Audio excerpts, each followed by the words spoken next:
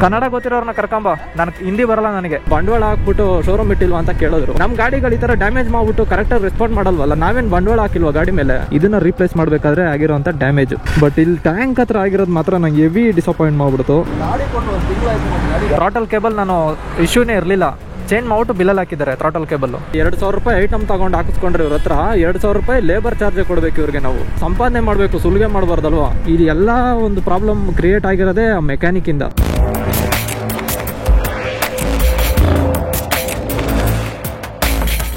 ನಮಸ್ಕಾರ ಸ್ನೇಹಿತರೆ, ತಮ್ಮನೇಲಿ ನೋಡಿ ಗೊತ್ತಾಗಿರೋದು ನಿಮಗೆ ಈ ವಿಡಿಯೋ ಯಾವ ಟಾಪಿಕ್ ರಿಲೇಟೆಡ್ ಅಂತ. ಸೊ ಫಸ್ಟ್ ಸೀನ್ ಏನಾಯ್ತು ಅಂತ ಹೇಳ್ಬಿಡ್ತೀನಿ. ಹೋದ ವಾರ ಗಾಡಿ ಸರ್ವಿಸಿಗೆ ಬಿಟ್ಟಿದ್ದೆ, ಈ MT-15ನ ಶಿವಮೊಗ್ಗ ರೈಡಿಂದ ಬಂದು ಸ್ವಲ್ಪ ದಿನ ಆದಮೇಲೆ ಸರ್ವಿಸಿಗೆ ಬಿಟ್ಟಿದ್ದೆ. ನಾನು ಬಿಟ್ಟಿದ್ದು ಸರ್ವಿಸ್ಗೆ ಜಸ್ಟ್ ಆಯಿಲ್ ಚೇಂಜು ಮತ್ತು ಹಿಂದ್ಗಡೆ ರೇರ್ ಬ್ರೇಕ್ ಪ್ಯಾಡ್ ಹಾಕೋದಕ್ಕೆ ಅಂತ. ಅದಕ್ಕೆ 3 ದಿನ ತಗೊಂಡು ನನಗೆ ಗಾಡಿ ಕೊಟ್ಟರು. ಅಂದರೆ 4ನೇ ದಿನ ನನಗೆ ಗಾಡಿ ಸಿಕ್ಕಿದ್ದು. ಇನ್ನೊಂದು ಅವರಾಗವ್ರೆ ನನಗೆ ಫೋನ್ ಮಾಡಲೇ ಇಲ್ಲ, ಗಾಡಿ ರೆಡಿಯಾಗಿದೆ ಸರ್ ಬಂದು ತೊಗೊಂಡೋಗಿ ಅಂತ. 3ನೇ ದಿನ ನಾನು ಫೋನ್ ಮಾಡಿದಾಗ ಹೇಳಿದ್ರು, ಸರ್ ರೆಡಿಯಾಗಿದೆ ನಾಳೆ ಬಂದು ತೊಗೊಂಡೋಗಿ ಅಂತ. ಅಂದರೆ ಅವ್ರ ಕಡೆಯಿಂದ ನಂಗೆ ಒಂದು ಫೋನ್ ಕಾಲು ಬಂದಿಲ್ಲ, ಏನೂ ಇಲ್ಲ. ಆಮೇಲೆ ಗಾಡಿ ತೊಗೊಂಡೆ, ಬಿಲ್ಲು ಜಾಸ್ತಿ ಇತ್ತು, ಅದ್ರ ಬಗ್ಗೆ ಆಮೇಲೆ ಹೇಳ್ತೀನಿ. ಗಾಡಿ ತೊಗೊಂಡು ಬರ್ತೀನಿ, ಒಂದು ಸ್ವಲ್ಪ ದೂರ ಬಂದಮೇಲೆ ಟ್ಯಾಂಕ್ ಹತ್ರ ನೋಡ್ತೀನಿ, ಇಲ್ಲಿ ನೋಡಿ ಡಾಟ್ ಥರ ಕಾಣಿಸ್ತಿದೆಯಲ್ಲ, ಡಾಟ್ ಥರ ಇತ್ತು. ಮತ್ತು ಇಲ್ಲಿ ಗ್ಯಾಪ್ ಇತ್ತು, ಈ ಟ್ಯಾಂಕ್ ಪ್ಯಾನಲ್ ಹತ್ರ ಗ್ಯಾಪ್ ಇತ್ತು 2 ಕಡೆನೂ. ನಾನೇನು ಗಾಡಿ ಕೊಡ್ಬೇಕಾರೆ ಆ ಥರ ಇರಲಿಲ್ವಲ್ಲ, ಏನಿದು ಹಿಂಗೆ ಮಾಡ್ಬಿಟ್ಟವ್ರೆ ಅಂತ ಹೋಗಿ ಕೇಳಿದ್ರೆ, ಸರ್ ಮ್ಯಾನೇಜರ್ ಇಲ್ಲ, ಅವ್ರು ಏನು ಪ್ರೊಸೀಜರ್ ಹೇಳ್ತಾರೋ ಹಂಗೆ ಮಾಡೋಕ್ಕಾಗೋದು ನಾವು ಅಂತ ಅಂದ್ಬಿಟ್ಟು ಮೆಕ್ಯಾನಿಕ್ ಹತ್ರ ಮಾತಾಡಿಸ್ತಾ. ಮೆಕ್ಯಾನಿಕ್ ಹತ್ರ ನಾನು ಯಾಕೆ ಮಾತಾಡಲಿ, ನಾನೇನು ಮೆಕ್ಯಾನಿಕ್ ಬಿಟ್ಟಿದ್ದೆ, ಶೋರೂಮ್ ನೋಡಿಬಿಟ್ಟಿದ್ದೆ. ಗಾಡಿ ತೊಗೊಂಡು 4 ವರ್ಷದ ಮೇಲಾಯಿತು. ಇದುವರೆಗೂ ಒಂದು 7ರಿಂದ 8 ಸರ್ವಿಸ್ ಮಾಡಿಸಿರ್ಬೋದೇನೋ. ಆ 7ರಿಂದ 8 ಸರ್ವಿಸ್ ಕೂಡ ನಾನು ಶೋರೂಮಲ್ಲೇ ಮಾಡಿಸಿದ್ದೀನಿ. ಮತ್ತು ಪ್ರತಿ ಸತಿ ನಾನು ಬಿಟ್ಟಾಗ್ಲೂ ಈ ಒಂದಲ್ಲ ಒಂದು ಡ್ಯಾಮೇಜ್ ಆಗ್ತಾನೆ ಇದೆ ಗಾಡಿ ಮೇಲೆ. ಇನ್ನು 3 ಡ್ಯಾಮೇಜ್ ಇದೆ, ಈ ಡ್ಯಾಮೇಜ್ ಅಲ್ಲದೆ, ಅದನ್ನು ತೋರಿಸ್ತೀನಿ. ನಾನು ಆ 3 ಡ್ಯಾಮೇಜ್ ಏನು ಕೇಳೋಕೆ ಹೋಗಿಲ್ಲ. ಬಟ್ ಈ ಡ್ಯಾಮೇಜು ಗಾಡಿ ಮೇಲೆ ಕುಂತ್ಕೊಂಡಾಗೆಲ್ಲ ಎದ್ದು ಕಾಣಿಸುತ್ತೆ. ಮತ್ತು ಈ ಟ್ಯಾಂಕ್ ಪ್ಯಾನಲ್ಲು ಕೂಡ ಸ್ವಲ್ಪ ಲೂಸ್ ಆಗಿರೋ ಥರ ಫೀಲ್ ಆಗ್ತೈತೆ ನನಗೆ. ಏನೋ ಒಳಗಡೆ ಥ್ರೆಡ್ ಕಟ್ ಆಗಿದೆಯೋ ಗೊತ್ತಿಲ್ಲ. ಅವ್ನು ನೋಡ್ರೆ ಮೆಕ್ಯಾನಿಕ್ಕು, ಸರ್ ಆಮೇಲೆ ಫೋನ್ ಮಾಡ್ತೀನಿ, ಸಂಜೆ ಫೋನ್ ಮಾಡ್ತೀನಿ, ಮ್ಯಾನೇಜರ್ಗೆ ಮೇಲ್ ಮಾಡ್ಬಿಟ್ಟು ನಿನಗೆ ಹೇಳ್ತೀನಿ. ಮತ್ತು ಆಮೇಲೆ ಇವಾಗ ರೀಸೆಂಟಾಗಿ ಫೋನ್ ಮಾಡಿದ ಪ್ರಕಾರ ಪಾರ್ಟ್ಸ್ ಇದೆಯಾ ಅಂತ ಕೇಳ್ಬಿಟ್ಟು ಹೇಳ್ತೀನಿ, ಆ ಥರ ಎಲ್ಲ ಹೇಳ್ತಾವನೆ. ನಾನು ಅದನ್ನೆಲ್ಲ ರೆಕಾರ್ಡ್ ಮಾಡಿ ಕೊಟ್ಟಿದ್ದೀನಿ, ಅದನ್ನು ಪ್ಲೇ ಮಾಡ್ತೀನಿ ನೋಡ್ರಿ.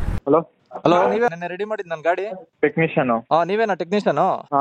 ನೆನ್ನೆ ಡ್ಯಾಮೇಜ್ ಮಾಡಿದ್ದಕ್ಕೆ ಮಾತಾಡ್ತೀನಿ ಸಂಜೆ ಅಂತ ಫೋನ್ ಮಾಡ್ತೀನಿ ಅಂತ ಹೇಳಿದ್ರಲ್ಲ, ಮಾಡಿದ್ರಾ? ಸರ್ ಅವ್ರು ಬಂದಿಲ್ಲ, ಇವತ್ತು ಮಾತಾಡ್ತೀನಿ, ಇವತ್ತು ಬರ್ತೀನಿ ಅಂತ ಹೇಳೋರು. ನೆನ್ನೆ ಫೋನ್ ಮಾಡಿದ್ದೀನಿ, ನಾಳೆ ಬರ್ತೀನಿ ತಡೀರಿ ಮಾತಾಡೋಣ ಅಂದವ್ರೆ. ನಿಮ್ಮ ಹೆಸರೇನು ಹೇಳಿ? ಪುನೀತ್. ಇವಾಗ ನೆನ್ನೆ ಡ್ಯಾಮೇಜ್ ಮಾಡಿರೋದಕ್ಕೆ ಮಾತಾಡ್ತೀನಿ ಅಂತ ಹೇಳಿದ್ರಿ, ಸಂಜೆ ಮಾಡ್ಲಿಲ್ಲ, ಬಂದಿಲ್ಲ. ಇವಾಗ ಕೇಳಿಸ್ಕೊಳ್ಳಿ 1 ನಿಮಿಷ, ನಾನು ಹೇಳೋದು ಕೇಳಿಸ್ಕೊಳ್ಳಿ. ಮೇಲ್ ಹಾಕ್ಬಿಟ್ಟು ನನ್ನ ಪರ್ಸನಲ್ ನಂಬರ್ ಕೊಡಕ್ಕಾಗಲ್ಲ ಅವ್ರದ್ದು, ನಾನು ಮಾತಾಡ್ತೀನಿ ಅಂತ ಹೇಳಿದ್ರಿ. ಮೇಲ್ ಹಾಕಿದ್ರಾ? ಫೋನ್ ಹಾಕಿದ್ರ ಅವ್ರಿಗೆ? ಫೋನ್ ಮಾಡಿದ್ವಿ ಸರ್. ಏನಂದ್ರು? ಬರ್ತೀನಿ ತಡೀರಿ ಮಾತಾಡ್ತೀನಿ ಅಂದ್ರು. ಯಾವಾಗ ಬರೋದವ್ರು? ಹೇಳಿದ್ರಿ ಇವತ್ತಿನಲ್ಲಿ ಇವತ್ತು ಬರ್ತೀನಿ ಅಂತ. ಇವತ್ತು ಬರ್ತೀನಿ ಅಂದ್ರೆ ಬರ್ತಾರೆ ಪಕ್ಕ. ಇವಾಗ ಅವ್ರು ನೆನ್ನೆಯಿಂದ ಫೋನ್ ಮಾಡ್ತೀನಿ ಅಂತ ಅಂದವ್ರೆ. ಒಂದ್ಸತಿನಾರು ಅವ್ರು ಹೇಳ್ದಂಗೆ ಆ ಕಡೆಯಿಂದ ಫೋನ್ ಬಂದೈತಾ? ನಾನ್ ಮಾಡಿಸ್ತೀನಿ ತಡೀರಿ. ನಾನು ಪಾರ್ಟ್ ರೆಡಿ ಆಗೋವರೆಗೂ ನಾನು ಬಿಡಲ್ಲ. ಆಯ್ತು ಬಿಡಿ ಸರ್, ನಾನು ಮಾಡಿಸ್ತೇನೆ. ಫೋನ್ ಮಾಡಿ ಅಂತ ಹೇಳೋದು, ತಿರ್ಗಾ ವಾಪಸ್ ಫೋನ್ ಮಾಡಲ್ಲ ಆ ಕಡೆಯಿಂದ. ನಾವೇ ಫೋನ್ ಮಾಡಿದ್ರು ಪಿಕ್ ಮಾಡಲ್ಲ ಆಮೇಲೆ. ಸರಿ, ಮಾಡಿಸ್ತೀನಿ ತಡೀರಿ.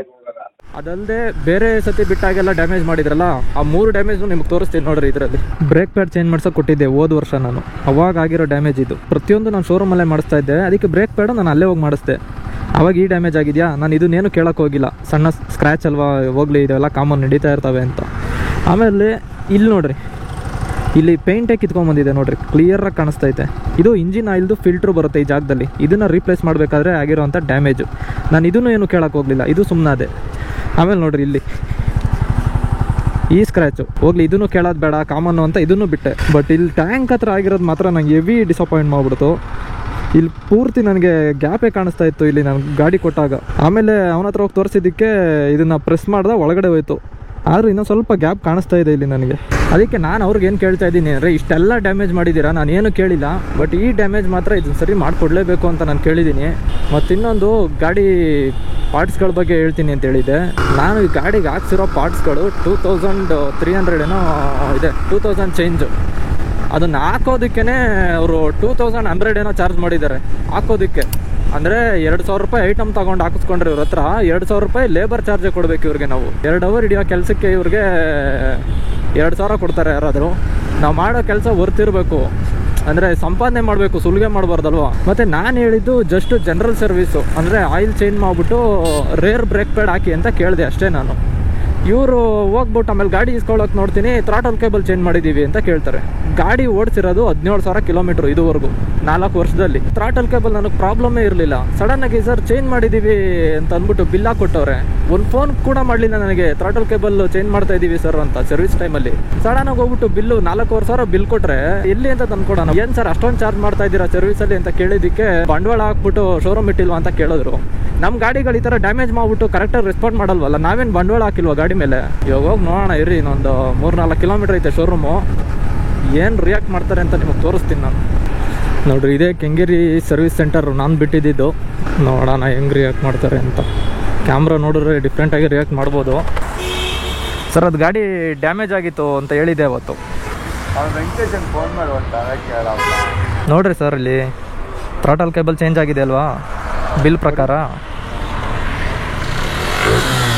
ನಾನು ಗಾಡಿ ಬಿಡ್ಬೇಕಾದ್ರೆ ಈ ಥರ ಇಶ್ಯೂ ಐತೆ ಅಂತ ಹೇಳಲೇ ಇಲ್ಲ. ನಾನು ಥ್ರಾಟಲ್ ಕೇಬಲ್ ಇಶ್ಯೂನೇ ಇರಲಿಲ್ಲ ಸರ್. ಅದು ಹೇಳಿದ್ರೆ ಮಾತ್ರ ಸುಮ್ಮನೆ ಯಾರು ಹೇಳಿದ್ನಾ ಜಾಬ್ ಕಾರ್ಡ್ ತೆಗೀರಿ. ನೋಡ್ರಿ, ಇದರಲ್ಲಿ ಥ್ರಾಟಲ್ ಕೇಬಲ್ ಬರದೇ ಇಲ್ಲ. ನೋಡ್ರಿ ಸರ್, ಥ್ರಾಟಲ್ ಕೇಬಲ್ ಅಂತ ಎಲ್ಲಿ ಬರ್ದಿದೆ ಸರ್? ಅದು ಕೊಡಿ ಬಿಲ್ಲು. ಬಿಲ್ ಮಾಡೋರು ಏನು ಮಾಡೋರು ತಪ್ಪು. ಕೇಳಿ ಜನರಲ್ ಸರ್ವಿಸು ಬ್ರೇಕ್ ಪ್ಯಾಡ್ ಎರಡೇ ನಾನು ಹೇಳಿದ್ದು ಚೇಂಜ್ ಮಾಡೋಕ್ಕೆ. ಥ್ರಾಟಲ್ ಕೇಬಲ್ ಏನಕ್ಕೆ ಸರ್ ಬರುತ್ತೆ?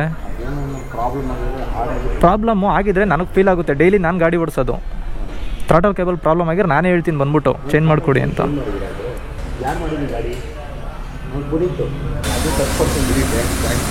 ಸೊ ಪಾರ್ಟ್ಸು ನಾನು ರಿಪ್ಲೇಸ್ ಮಾಡ್ಕೊಡ್ತೀನಿ ಅಂತ ಹೇಳಿದ್ದಾರೆ. ಯಾರಿಗೂ ಫೋನ್ ಮಾಡ್ತಾವ್ರೆ ಪಾರ್ಟ್ಸ್ ತಗೋಬರೋಕ್ಕೆ, ಅವ್ರು ಫೋನೇ ಪಿಕ್ ಮಾಡ್ತಾ ಇಲ್ಲ. ಸರ್ 2 ಗಂಟೆ ಆಗುತ್ತಾ ಬರೋಕ್ಕೆ? 1-2 ಗಂಟೆಗೂ ಹಾಂ, 2:30 ಬನ್ನಿ. ಫೋನ್ ಮಾಡಿ. ಒಂದು 3 ಗಂಟೆಗೆ ಬರ್ತೀನಿ, ಫೋನ್ ಹಾಕ್ರಿ, ಇಲ್ಲಾಂದರೆ ನಾನೇ 3 ಗಂಟೆಗೆ ಬರ್ತೀನಿ. ಸರಿ, ನನ್ನ ನಂಬರ್ ಇದೆಯಲ್ಲ ಮಾಡಿ. ಹಾಂ ಸರಿ. ಅವ್ರೇನಂದ್ರು ಅಂದರೆ ಪಾರ್ಟ್ಸ್ಗಳು ಒಂದು 2-2.5 ಆಗುತ್ತೆ ಬರೋದಕ್ಕೆ ಹೇಳಿದ್ದೀವಿ, ಆಮೇಲೆ ಬಂದು ಹಾಕಿಸ್ಕೊಂಡು ಹೋಗಿ ಸರ್ ಅಂತ ಹೇಳಿದ್ರು. ಮತ್ತು ಥ್ರಾಟಲ್ ಕೇಬಲ್ದು ಚೆನ್ನಾಗಿರೋ ಕೇಬಲ್ನೇ ಚೇಂಜ್ ಮಾಡಿದ್ದೀರಲ್ಲ ಅಂತ ಕೇಳಿದ್ದಕ್ಕೆ ಬನ್ನಿ ಸರ್ ಆಮೇಲೆ ನೋಡೋಣ, ಏನಾದರೂ ರೀಫಂಡ್ ಆದರೆ ಮಾಡಿಸ್ಕೊಡ್ತೀನಿ ಅಂತ ಹೇಳಿದ್ರು. ನೋಡೋಣ, ಎಲ್ಲ 3 ಗಂಟೆ ಹಂಗೆ ನಾನು ಬರ್ತೀನಿ, ಅವಾಗ ಗೊತ್ತಾಗುತ್ತೆ. ಇವಾಗ ಟೈಮ್ ಬಂದು ಇನ್ನು 12 ಹೊತ್ತಾಗೈತೆ. ನೋಡೋಣ ಅದೇನು ಮಾಡ್ತಾರೆ, ಏನೋ ಪಾರ್ಟ್ಸ್ಗಳು ತರಿಸ್ತಾರ ಅಥವಾ ತಿರ್ಗಾ ನಾಳಿದ್ದು ಅಂತ ಆಟ ಆಡಿಸ್ತಾರ, ನೋಡೋಣ. 3 hours later. ಇವಾಗ ಟೈಮ್ ಬಂದು 4 ಗಂಟೆ ಹತ್ತತ್ರ ಆಯಿತು. ಇವಾಗ ಶೋರೂಮ್ ಕಡೆ ಹೋಗ್ತಾ ಇದ್ದೀನಿ. ಈಗಲೂ ಅಷ್ಟೇ ಅವ್ರ ಕಡೆಯಿಂದ ನನಗೆ ಫೋನ್ ಬರಲೇ ಇಲ್ಲ. ನಾನೇ 2 ಸತಿ ಫೋನ್ ಮಾಡಾದ್ಮೇಲೆ ಹೇಳ್ತಾವ್ರೆ ಸರ್ ಸ್ಟಾಕ್ ಇಲ್ಲ, ಬಂದಾಗ ಹೇಳ್ತೀವಿ ಅಂತ. ಮತ್ತು ಇನ್ನೊಂದು, ನಾನು ಹೋಗ್ತಾನೂ ಇರಲಿಲ್ಲ, ಸ್ಟಾಕ್ ಬರೋವರೆಗೂ ಸ್ವಲ್ಪ ವೆಯ್ಟ್ ಮಾಡ್ತಾ ಇದ್ದೆ. ನಾನು ಹೋಗ್ತಾ ಇರೋ ಕಾರಣ ಏನು ಅಂದರೆ, ಗಾಡಿ ಬಂದ ತಕ್ಷಣ ಕ್ಲೀನ್ ಮಾಡಿದೆ. ಕ್ಲೀನ್ ಮಾಡ್ಬೇಕಾದ್ರೆ ನನಗೆ ಸಿಕ್ಕಾಬಟ್ಟೆ ಇಶ್ಯೂಸ್ ಕಾಣಿಸ್ತು. ಇಲ್ಲಿ ಆರನ್ನು ಸ್ಕ್ರ್ಯಾಚ್ ಮಾಡಿದ್ದಾರೆ. ಆರನ್ ಹತ್ರ ಒಂದು ನೆಟ್ ಬರುತ್ತೆ ಈ ಮಾಸ್ಕ್ದು, ಆ ನೆಟ್ ಹಾಕಿಲ್ಲ. ಮತ್ತೆ ಇಲ್ಲಿ ಕೀ ಹಾಕ್ತೀವಲ್ಲ, ಇದು ನೋಡ್ರಿ, ಇದು ಅಲ್ಲಾಡ್ತಾ ಇದೆ ಇದು. ಮತ್ತೆ ಇಂಜಿನಿಂದ ಕೆಳಗಡೆ ಒಂದು ಪೈಪ್ ಬಂದಿರುತ್ತೆ, ಆ ಪೈಪು ಡಿಸ್ಕನೆಕ್ಟ್ ಆಗೋಗೈತೆ, ಕನೆಕ್ಟೇ ಮಾಡಿಲ್ಲ, ಸುಮ್ಮನೆ ಸಿಗ್ಸ್ ಕಳ್ಸೋರೆ. ಮತ್ತು ಏರ್ ಫಿಲ್ಟ್ರದು 2 ನಟ್ ಬರುತ್ತೆ ಆ ಕಡೆ ಈ ಕಡೆ, ಅದರಲ್ಲಿ 1 ನಟ್ ಹಾಕಿದ್ದಾರೆ, 1 ನಟ್ ಹಾಕಿಲ್ಲ. ಅಲ್ಲ, ಈ ಥರ ಇವರು ನೆಟ್ ಎಷ್ಟು ಬಿಚ್ಚಿದ್ದೀವಿ, ಎಷ್ಟು ಹಾಕಬೇಕು ಗಾಡಿಗೆ, ಅದು ಅಷ್ಟು ನೋಡ್ಕೊಳ್ದೆ ಎಷ್ಟು ಸರ್ವಿಸ್ ಮಾಡ್ತಾರೆ. ಮೆಕ್ಯಾನಿಕ್ನ ಹೈರ್ ಮಾಡ್ಕೊಂಡಲ್ಲ ಅವ್ನ ಕಂಪ್ನಿಗೆ, ಅವನದು ತಪ್ಪು. ಗೊತ್ತಿಲ್ಲ ಕೆಲಸ ಅಂದರೆ ಸುಮ್ಮನೆ ಏನಕ್ಕೆ ಹೈರ್ ಮಾಡ್ಕೊತಾರೆ? ಕಷ್ಟಪಟ್ಟು ಗಾಡಿ ತೊಗೊಂಡಿರ್ತೀವಿ, ಬಂದು ಈ ಥರ ಹಾಳು ಮಾಡಿಬಿಟ್ರೆ ಅವ್ರಿಗೂ ಕೆಟ್ಟ ಹೆಸರು, ನಮಗೂ ಬೇಜಾರು. ಟ್ಯಾಂಕ್ ಅಲ್ಲ, ಬನ್ನಿ ಇಲ್ಲಿ 1 ನಿಮಿಷ. ಇಲ್ಲಿ ನೋಡಿ, ನೆಟ್ಟೆ ಹಾಕಿಲ್ಲ, ಇಲ್ಲಿ ಕಾಣಿಸ್ತೈತಾ? ಯಾವುದು? ಆರನ್ ಹತ್ರ ಎಲ್ಲ ಸ್ಕ್ರಾಚ್ ಆಗಿದೆ. ಇಲ್ಲಿ ನೆಟ್ ಹಾಕಿಲ್ಲ, 1 ನೆಟ್ಟು. ಇಲ್ಲಿ ನೋಡ್ರಿ, ಇಲ್ಲಿ ಈ ಪೈಪು ಕನೆಕ್ಟೇ ಆಗಿಲ್ಲ. ಈ ಪೈಪು ನಾನು ಈ ಸೀಟ್ ತೆಗ್ದಾದ್ಮೇಲೆ ಗೊತ್ತಾಯಿತು ಒಳಗಡೆ ಇನ್ನೊಂದು ನೆಟ್ ಹಾಕಿಲ್ಲ, ಏರ್ ಫಿಲ್ಟರ್ ತೆಗ್ದಾಗ ಅಂತ.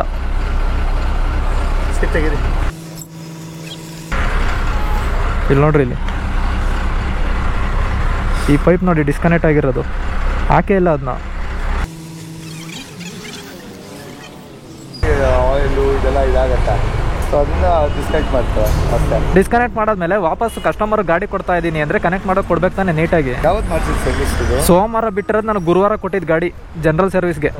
ಪಾರ್ಟ್ ನಾಳೆ ನಾಳೆ ಬರುತ್ತಂತೆ, ಇದು ಮಾಡಿದ್ದೀನಿ. ಅದೆಲ್ಲ ಸರಿ ಮಾಡಿಕೊಡ್ರಿ ಸರ್. ಆಯಿತು, ಮಾಡ್ಕೊಡ್ತೀನಿ. ನೀವು ನೋಡಿಲ್ಲ ಅಲ್ಲ? ಇಲ್ಲ, ಈಗಲೇ ಮಾಡಿಬಿಡ್ರಿ. ಗಾಡಿಯಲ್ಲಿ ವೈಬ್ರೇಟ್ ಆಗ್ತಾಯಿತ್ತೆ ನನಗೆ. ನೋಡ್ರಿ, ಇಲ್ಲಿ ಯಾವ ಕಡೆಯಿಂದ ಬಂದು ನೋಡ್ರಿ, ಇದೆಲ್ಲ ಸ್ಕ್ರ್ಯಾಚ್ ಆಗೈತೆ. ಮತ್ತು ಇದು ಅಲ್ಲಾಡ್ತಾ ಇರಲಿಲ್ಲ ನೋಡ್ರಿ, ಇದು ಮಾಡಿಸ್ಕೊಡ್ತೀನಿ. ಮಾತಾಡೋದು ಈಗಲೇ ಮಾಡ್ಬಿಡ್ರಿ. ಇದೊಂದು ಪಾರ್ಟ್ ಬೇಕಾದ್ರೆ ಇನ್ನೊಂದು ದಿನ ಬರ್ತೀನಿ ನಾನು. ಪಾರ್ಟು ನಾಳೆ ಸಿಗುತ್ತೆ ಬೇರೆ. ಹಾಂ, ಇವಾಗ ಮಿಕ್ಕಿದೆಲ್ಲ ಸರಿ ಮಾಡಿರಿ. ಮೊದಲು ಹೆಂಗಿತ್ತು ಹಂಗ ಮಾಡಪ್ಪ, ಸೊಟ್ಟೆ ಏನಕ್ಕೆ ಆಗ್ತಾ ಇದೆಯಾ? ಅದೇ ಮಾಡು, ನನಗೆ ಅದೇ ಹಾಕು. ನಾನು ಗಾಡಿ ಬಿಡ್ಬೇಕಾದ್ರೆ ಅದು ಈ ಸ್ಕ್ರೂ ಇತ್ತಾ? ಅದನ್ನೇ ಟೈಟ್ ಮಾಡಬೇಡ, ಅದು ಕೂತ್ಕೊಂತ ಇಲ್ಲ, ಅದು ಆಗಲ್ಲ ಸ್ಕ್ರೂ ಟೈಟ್ ಹೋಗಿ ಟೈಟ್. ಮೊದಲು ನಾನು ಗಾಡಿ ಬಿಟ್ಟಾಗ ಈ ಥರ ಸ್ಕ್ರೂ ಇತ್ತು, ಅದು ನಾಕಪ್ಪ ಅಲ್ಲಿ ಬೇಡ ಅಂದು ನನಗೆ. ನಾನು ಗಾಡಿ ಬಿಡ್ಬೇಕಾದ್ರೆ ಯಾವ ಸ್ಕ್ರೂ ಇತ್ತು? ಹಾಂ, ಅದು ಮ್ಯಾಟ್ರು. ಈ ಪೈಪ್ ಏನಕ್ಕೆ ಡಿಸ್ಕನೆಕ್ಟ್ ಮಾಡಿರೋದು? ಹಾಕ್ಬೇಕಲ್ವಾ? ಹಾಕ್ಬೇಕು. ಕನ್ನಡ ಗೊತ್ತಿರೋರ್ನ ಕರ್ಕೊಂಬ, ನನಗೆ ಹಿಂದಿ ಬರಲ್ಲ, ನನಗೆ ಕನ್ನಡ ಗೊತ್ತಿರೋರು ಕರ್ಕೊಂಬ. ಸರ್ ಇದು ಕನೆಕ್ಟ್ ಮಾಡಬೇಕಲ್ಲ, ಒಳಗಡೆ ತಗೊಂಡೋಗ್ಬಿಟ್ಟೆ ಮಾಡಿಬಿಡ್ರಿ ಸರ್ ಆರಾಮಾಗಿ.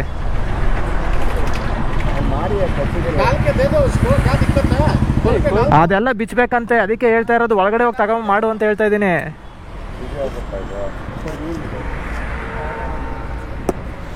ನಾನು ಹೇಳಿದೆ ಚೇಂಜ್ ಮಾಡೋಂತ ಚೆನ್ನಾಗೈತಂತೆ ಟೋಟಲ್ ಕೇಬಲ್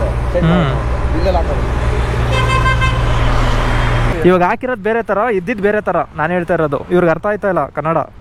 सेम है बस थोड़ा सा हाँ ये अलग हो गया, ये अलग हो गया. I need this type of screw. वही नहीं मिल रहा इसलिए ನಾನು ಬಿಡ್ಬೇಕಾರೆ ಹೆಂಗಿತ್ತು ಆ ಥರ ಹಾಕಿ ಅಂತ ಅಂದರೆ ಅವ್ರು ಯಾವುದೋ ಬಟನ್ ಟೈಪ್ ಹಾಕ್ತಾವ್ರೆ. ಹೌ ಯು ಗಾಟ್ ದಿಸ್ ನಾವು? ಅದೇ ಸರ್ ಹೇಳ್ತಾ ಇದ್ದೀನಿ, ಅದು ಶೇಕ್ ಆಗ್ತಾ ಇದೆ.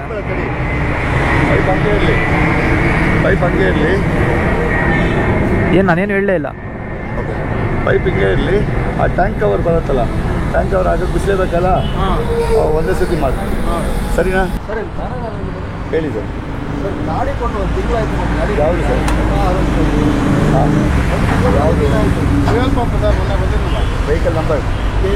0410. ರೆಡಿ ಅಂತ ಹೇಳಿದ್ನಲ್ಲ ಬೆಳಗ್ಗೆ, ಫೋನ್ ಮಾಡಿ ಕೇಳಿದ್ನಲ್ಲ. ರೆಡಿ ಇದೆ, ಮೊನ್ನೆನೇ ರೆಡಿ ಆಯಿತು. ಅದು ಬಂದಾಗ ನಾನು ಫೋನ್ ಮಾಡಿ ಬರ್ತೀನಿ. ಇನ್ನೊಂದು ಥ್ರಾಟಲ್ ಕೇಬಲ್ ನಾನು ಇಶ್ಯೂನೇ ಇರಲಿಲ್ಲ, ಚೇಂಜ್ ಮಾಡ್ಬಿಟ್ಟು ಬಿಲ್ಲಲ್ಲಿ ಹಾಕಿದ್ದಾರೆ ಥ್ರಾಟಲ್ ಕೇಬಲ್ಲು. ಅದು ನೋಡ್ರಿ, ಮಾಡಿಸಿದ್ದಾರೆ ಇವ್ರಿಗೆ ಜಾಬ್ ಕಾರ್ಡ್.